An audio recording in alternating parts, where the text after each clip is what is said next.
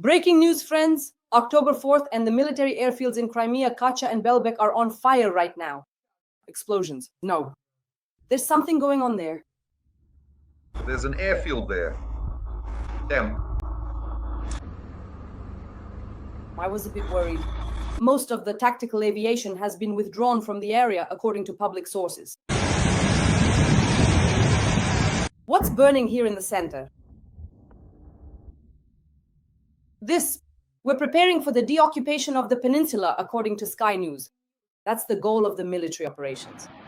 Drones attacked the Azot plant in the Perm region and the Orsk Refinery in the Orenburg region of Russia. Ukraine may be supplied with long-range Tomahawk and Barracuda missiles. And with this aid, not only frontline targets, but also key military objectives deep inside Russia are now within reach. In Moscow and St. Petersburg, get ready for truly large-scale blackouts, fuel shortages, and a harsh winter for the Russians. The crackles have struck. There's no power here at all. At the same time, attacked oil refineries have already knocked out more than 40% of Russia's oil processing capacity, with losses estimated at $100 billion. Yeah, they totally screwed their fucking oil.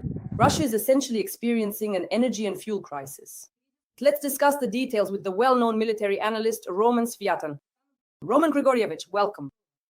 Thank you. I wish everyone good health. Roman Grigorievich, let's start with occupied Crimea. First of all, regarding the information from Sky News that the armed forces of Ukraine are preparing brilliant special operations to deoccupy the peninsula.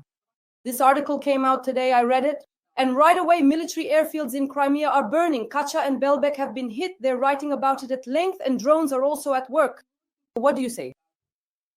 Regarding the deoccupation of Crimea, we ourselves have been saying for several years that the most optimal option for us is to deoccupy, to start the deoccupation of our territory precisely with Crimea. Crimea is an operational geographic cauldron squeezed between two seas, the Azov and the Black Sea. The entry and exit are under our control. If the Kerch Bridge is destroyed, then basically the only way to get into Crimea would be by sea, which is very problematic, or via land crossings that are completely under our control. Within a range of about 100 kilometers, we can reach them from both sides. We have the means to reach them.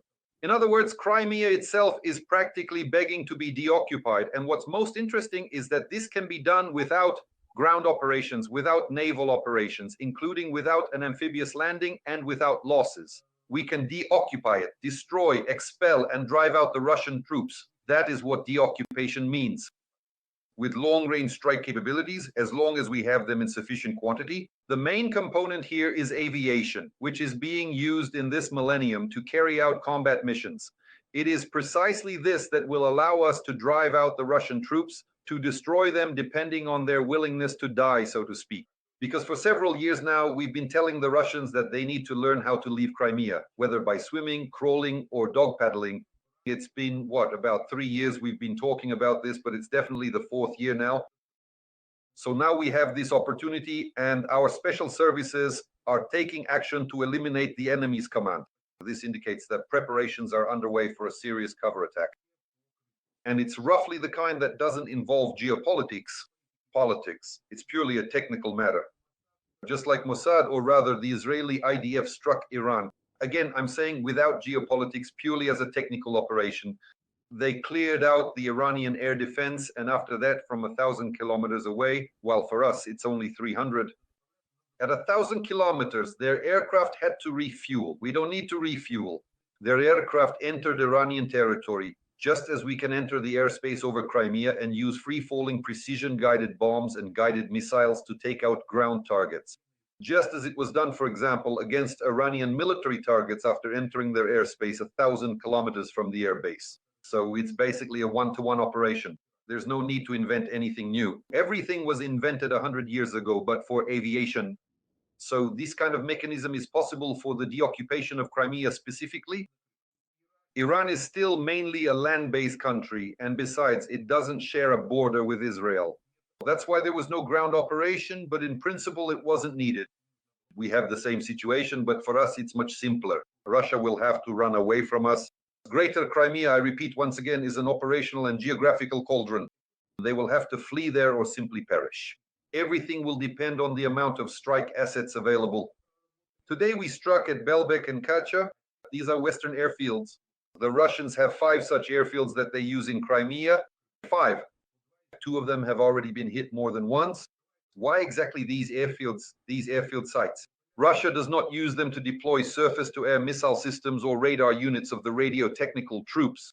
In other words, the eyes of Russian air defense begin. Roughly speaking, the first eye is Kacha. The last eye is the Kerch Bridge, meaning they are stretched out along this line. That's basically how it is. That's why there are strikes on Kacha, on Belbek, and on the adjacent airfields. This is the beginning of achieving air superiority, which will now be carried out by our special services, special operations forces, and unmanned systems forces. In other words, the defense forces near Crimea. When the actual air attack on Crimea happens, it will have to involve missiles. That is, missiles with sufficient range. Our Neptune works very well. It's not just long range. Yes, Neptune has a range of 280 kilometers. It reaches at least to the middle of Crimea, depending on the launch point, in fact, almost as far as Kerch. This is the basic Neptune, as it's called, of which we have a sufficient number in our coastal missile systems. This is our missile, which has been in service and carrying out combat missions for several years now, since 2018. The long-range Neptune can potentially go even farther, up to 1,000 kilometers towards Kamchatka. That's if that direction is chosen for a strike. And then there's the aviation component.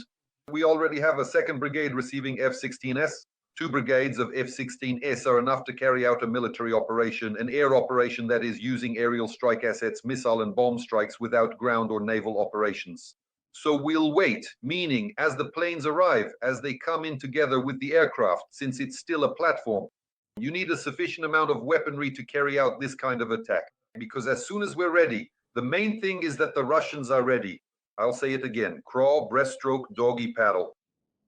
Roman Lvovich. Well, for some reason, Sky News wrote that before winter, Ukraine might launch a large-scale attack on Crimea.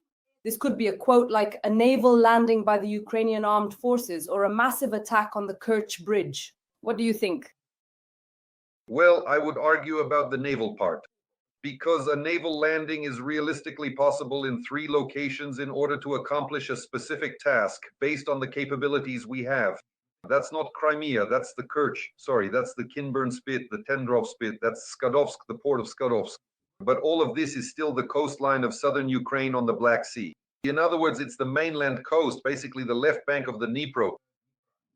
Basically, in an amphibious landing, the objective of any landing force, not just amphibious, but also airborne or ground landings, is to seize, that is, to make a rapid advance by various means, capture and hold a certain bridgehead until the main forces arrive.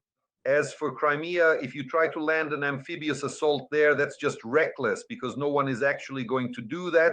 Ground forces definitely won't be able to approach, since it would still take another 6 months to a year of working on Crimea with airstrikes. But for example, the Kinburn Spit, Tendrov Spit, and Skadovsk, this is a port, by the way, just 50 kilometers from Crimea. So let's say to carry out a combat mission of an amphibious landing, for instance, in the port of Skadovsk and hold it until the main forces arrive, which, for example, could cross the Dnipro from Kherson at Neoleshki, basically along a straight road. There's a direct road through Hola Pristan that leads to Skadovsk. They could cut off this triangle almost along the left bank of the Dnipro, and it would be possible to hold it. So in this kind of scenario, yes, it's a direction toward Crimea, but it's not actually Crimea itself. That's why when it comes to an amphibious landing, our partners, the journalists, were a bit hasty, to put it mildly. As for the Kerch Bridge, that's where the liberation needs to begin. Why the Kerch Bridge?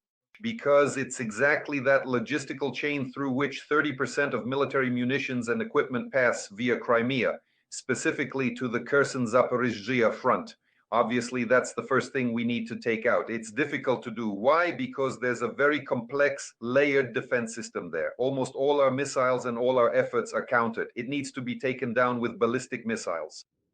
There needs to be enough Hrom missiles, several dozen, whether it's Hrom 1 or Hrom 2, it doesn't matter, depending on the range, 300 kilometers. In principle, that's possible. Only this way can we break through and push back the Russian defenses, specifically over Moscow, over the Kerch Bridge. Roman Igorovich, when we talk about the military airfields of Kacha and Belbek, there is currently enemy tactical aviation stationed there. In what numbers? Because you and I don't know, we've practically discussed strikes on Kacha and Belbek together twice already. This is something that happens regularly. These two airfields are used as forward operating bases. They host both tactical aviation and the main naval aviation of the Russian Federation. There is also a constant presence of army aviation helicopters, which are used to counter our drones over water and in the air. These helicopters can operate up to an altitude of 1 kilometer, by the way, and this is actually one of the main, if not the only, means the Russian Federation uses to target our drones, including aerial drones. They simply have a lot of helicopters covering the entire range of their helicopter fleet, which is army aviation. And so at these forward operating bases like Belbek or especially Kacha, they are stationed there with reloading and refueling points. It's a whole process. They're not the main bases, but as forward operating airfields, they fulfill their role. Roman Igorevich, now regarding the strikes on these oil processing plants and other facilities, we attacked the Azot plant in Perm Territory, Orsk Nefti, Orsk Sintos in the Orenburg region. What can you say about that? Well, now we definitively know where these Russian orks truly come from. Ork, yes, indeed, from that very place. Our highly skilled specialists have clearly highlighted it. That's precisely where the primary ork lairs are located, roughly speaking, of course. But in reality, and this is important, we've thoroughly talked about this particular matter before, and in principle, our attentive listeners should be fully prepared for this significant development. The next stage in destroying the Russian economy is through the destruction of Russia's chemical industry. The oil and gas sector is one thing, but practically all of Russian chemistry, especially the part that mainly uses gas, is tied to the oil and gas sector. That's why they're now targeting chemical production, for example, and even our drones are flying 1,500 kilometers to reach these targets. The main goal, first of all, is to try to completely destroy these plants, if possible. Take the plant that was hit, the Perm plant. In addition to producing ammonia and so on, it also produced ammonium nitrate. Ammonium nitrate is used to make explosives and in large quantities at that. For us, it's very important to take the chemical industry out of the equation for this task, to prevent Russian, let's say, powder plants from producing explosives. So ammonium nitrate, among other things, also explodes very well. If anyone remembers, in Lebanon, in Beirut, a few years ago, there was an explosion of Russian ammonium nitrate. By the way, a Russian ship had docked there at the time. It was either standing there or unloading, and then suddenly it exploded, as they say. This kind of sudden explosion can be organized at any chemical plant that produces ammonium nitrate. So the plant in Perm used to produce it. And as for the Omsk plant, you could say it's mainly an oil refinery, primarily gasoline, diesel, and ammonia producers in Russia. For us, the Orsk plant is very important. And then if you go further east, about 3,000 kilometers away, there's the Omsk plant, the oil refinery. So that's Orsk. From there come the Orsk people. That's Orsk. And further on below Kazakhstan, yes, that's Omsk. So in Omsk, there is an oil refinery, the largest in Russia, processing 21 million tons per year. That means it's serious money, and it's essential to reach it and stop this oil processing. Yes, they do process some Kazakh oil there, but still it brings in money, so it's necessary to reach it as well. Well, since they've already reached Orsk, I think they'll get to Omsk too. Roman Igorevich, according to dry statistics, analysts write that more than 40% of Russian oil refining capacity has already been put out of operation at refineries, and losses are estimated at over 100 billion. But when I talk to economists, they look at me and say, Putin doesn't care. The population can stand in line for gasoline. The queues can be enormous. There can be a massive fuel and energy crisis. They'll survive it. This won't affect Russia's ability to wage war against Ukraine in any way. Roman Igorevich, I'd like to discuss this with you. Well, putting pressure on Russian civil society definitely won't have any effect, and Putin really doesn't care. But our goal isn't to put pressure on Russian society. That's, as we've discussed many times, just a side effect. As they say, a side effect of what? The main part of the fuel, which is still produced at other plants, goes to the army. To put it simply, if a tank operator and a tractor driver are competing for diesel, the tank operator will win. Guess why? Because the tank has a gun and the tractor driver at best has some change in his pocket. So naturally, the tractor drivers are left without fuel while the tank operators complete their missions. Putin knows this perfectly well, and in fact, he doesn't pay any attention to it. Neither does the entire Russian military establishment. They absolutely don't care what Russian civilians will use to get around. That's just a side effect. Turning the gas station into a parking lot, a car impound lot, meaning all civilian cars will be immobilized. but this won't affect the military at all. To really impact the army's fuel supply, you need to destroy not just 40%, but the entire oil refining industry in Russia, plus cut off the flow of foreign currency. That's why we keep hitting the chemical industry, and next, like we've discussed before, expect more strikes on the chemical sector. Here they are. Let's make a prediction. The next strikes will be on metallurgy and Russia's energy sector, because the next stage is the destruction of metallurgy, which brings a significant amount of money to the Russian treasury. And of course, the energy sector, which powers the Russian Federation's military industry. There will definitely be strikes, 100%. That's the third stage. And to prevent the Russian army from getting fuel, you have to take down the entire oil and gas sector, plus cut off the natural flow of currency, including petrodollars, so they can't buy, as they're already starting to do, imported diesel and gasoline, so-called liquid diesel from abroad, trying to buy refined products from India, for example, made from someone else's oil to bring it back. So to stop the Russian army, you have to completely wipe out the Russian economy so they can't even afford to buy that Indian gasoline. After that, as we've already said, they'll switch to donkeys, which are braying now but don't want to go to war. The donkeys are here, but the little donkeys are gone. By donkeys, I mean Russians, these federists, but the little donkeys are all gone. Now a donkey costs more than a motorcycle. That's why Russian bloggers and public pages are flooded with offers to buy motorcycles for Russian soldiers. That's about what it costs. A bottle of water and a motorcycle, especially in Donbass, where there's no water at all, and who knows what's in those bottles. So that's the process. And to stop it completely, to stop the Russian army, you have to cut off these two flows, fuel production and currency. Without stopping the flow of currency, it will be very hard to stop the army. Dear audience, please like this video and support our content with Roman Begolovich. Every like from you is priceless. Leave a comment and tell us where you're watching from. Let us know your location. Roman Begolovich, look. President Zelensky, I think it was the day before yesterday, said that until now we have attacked Russia exclusively with Ukrainian-made weapons, Ukrainian arms. But now the situation might change, Zelensky said. There are two pieces of news here. First, the US is providing Ukraine with intelligence for missile strikes deep inside Russia, meaning refineries, pipelines, power plants, and other facilities, including those in Moscow and St. Petersburg. This is the first time that the Trump administration will be helping Ukraine carry out strikes using long-range missiles against targets deep within Russian territory. And secondly, there is currently consideration being given to the possibility of supplying Ukraine with long-range Tomahawk and Barracuda missiles. Roman Begolovich, how would you comment on this? We know perfectly well where the Russian power plants, pumping stations, and pipelines are located. They all date back to the Soviet Union. It's very important for us to have the real-time locations of Russian air defense systems.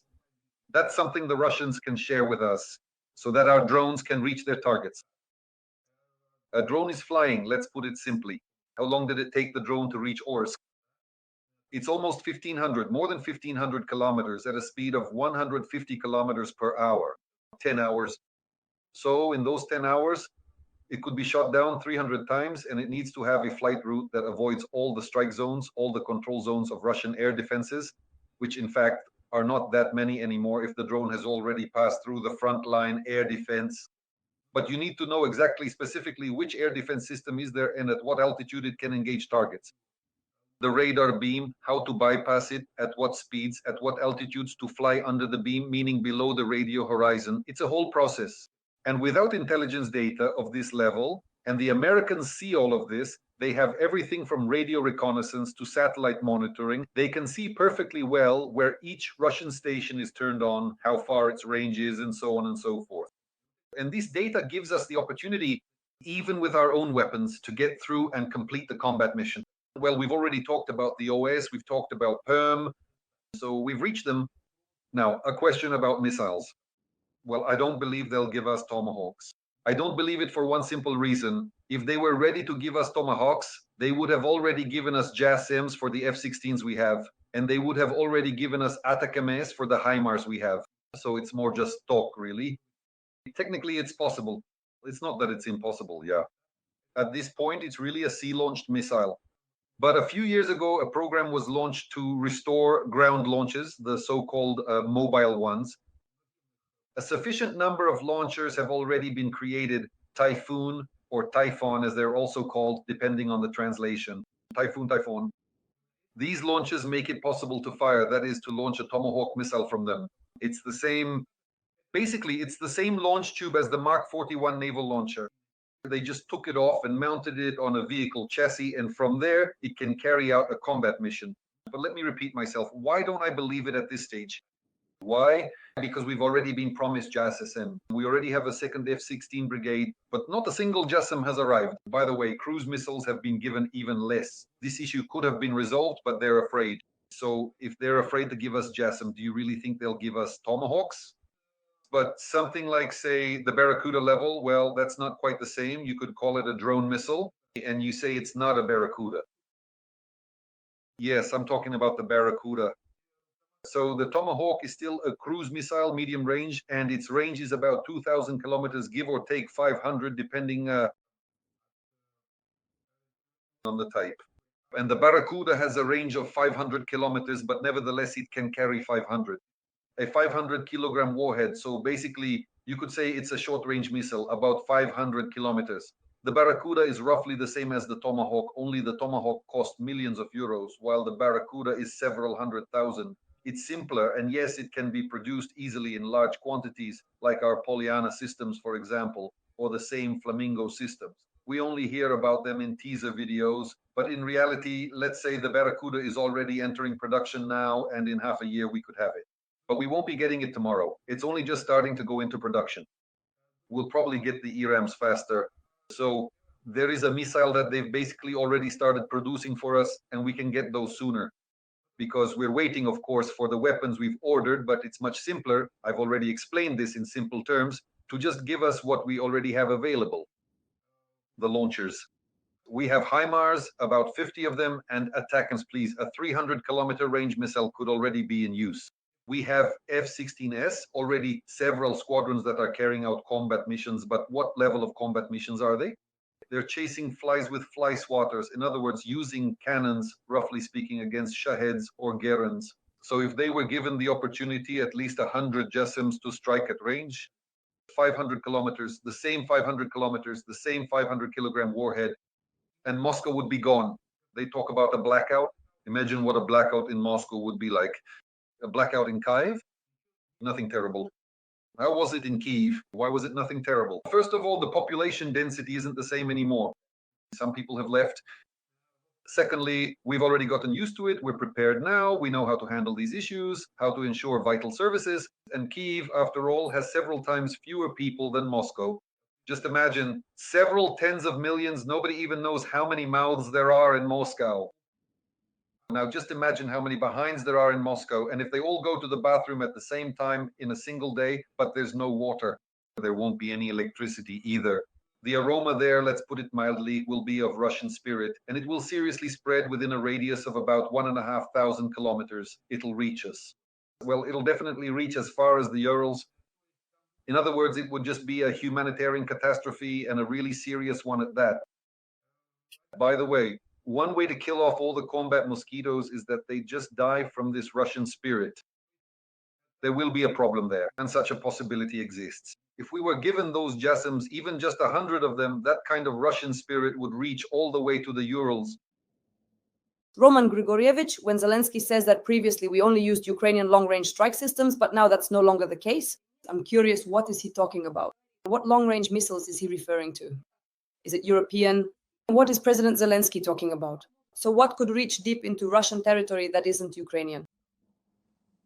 Well, what he's talking about is a question that millions of people have been asking for years, at least Ukrainians. So it's very hard for me to decipher, so to speak. But realistically, from what we might have at this stage, I've basically already mentioned it. We have a platform. So what can fly quickly? ATACMS can, the ones that have already been used, 300 kilometers. Well, what is 300 kilometers? Look, let me explain. A 300-kilometer ATACMS can reach Kursk, Bryansk, Voronezh, Belgorod, and Rostov.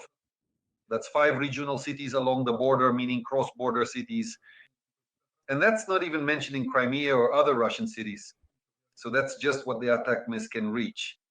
If they get the PRSM, by the way, the Americans are now switching to the PRSM. Then for the same, the HIMARS launcher, by the way, can fire 2 missiles, not just one. 2 Perm missiles per launch. The Perm has a range of 500 kilometers, which means it can reach up to 100 kilometers from Moscow. So creating a blackout in Moscow is actually very simple. With about 100 PRSMs, there would definitely be a blackout. And that's not even mentioning the possibility of using JASSMs, which could be dropped from F-16s. So that's what could potentially happen. That would certainly help us a lot, not to mention the Scalps, Storm Shadows, or, for example, the Taurus missiles. There's a lot that could be said about the Taurus missiles. The issue now is that, well, none of our aircraft can carry the Taurus yet, and the F-16 can't carry them either. The Gripen can carry them. So it's possible that if we get Gripens, even just a pair of planes, though usually a flight consists of 4, then we could also get Taurus missiles. That's also a 500-kilometer range, which means it can reach Moscow as well. Because we keep waiting, and maybe later we'll understand what our great leaders are talking about. As you always say about the Moscow bathhouse, hello? Roman Igorovich, let's talk about drones over the territory of the European Union and NATO countries. So for the first time, 15 drones were detected at night in Belgium over a military base. Airports were shut down. Then drones appeared in Munich. Everyone was shocked. Civil aviation, airports temporarily suspended their operations. The plan was covered. Then at Valdai, Putin is asked, well, as they say, Vladimir Vladimirovich, how long are you going to keep launching drones? He says, there will be many of them, but you understand, it's not us, it's just some guys messing around over there. And in this way, essentially, Putin announced that a huge number of drones would be roaming the territories of the North Atlantic Alliance countries. Roman Lvovich, what does this indicate from a military perspective? Well, for example, on the coast, there is probably more of an economic pressure. For instance, why did they go there? The main Nabulina reserves are kept there. The securities that she placed there, about 200 billion euros. We're talking specifically about Nabulina here. By the way, is she Tatar or Ukrainian? Pure-blooded, I mean, that's one thing. So that's probably one of the reasons why they're flying over Belgium, a purely military reason. There's a base in Belgium where the American nuclear stockpile is located. Among NATO countries, there are several NATO countries that have their own nuclear weapons. Those are France, Britain, and the United States. And American nuclear weapons, about 150 nuclear warheads, are also stationed in 5 other countries. In Belgium, the Netherlands, Germany, Italy, and Turkey. And so naturally, there's a base in Belgium. And that's why the Russians, of course, will now try at the very least to find some way to approach these bases as well. The flights of these drones are not so harmless.